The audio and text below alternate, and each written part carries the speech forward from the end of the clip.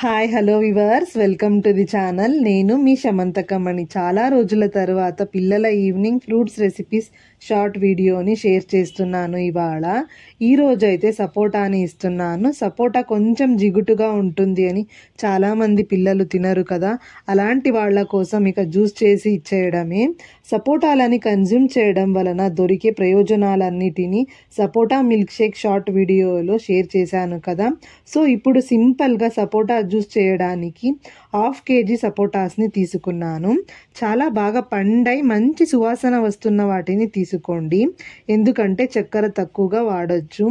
అలాగే మరియు జ్యూస్ అనేది బాగా టేస్టీగా వస్తుంది. ఇప్పుడు సపోటాలన్నిటినీ సగానికి విరిచి కొంచెం షార్ప్గా ఉన్న స్పూన్తో వీడియోలో చూపిస్తున్న రీతిలో పల్ప్నంతా తీసుకోవాలి.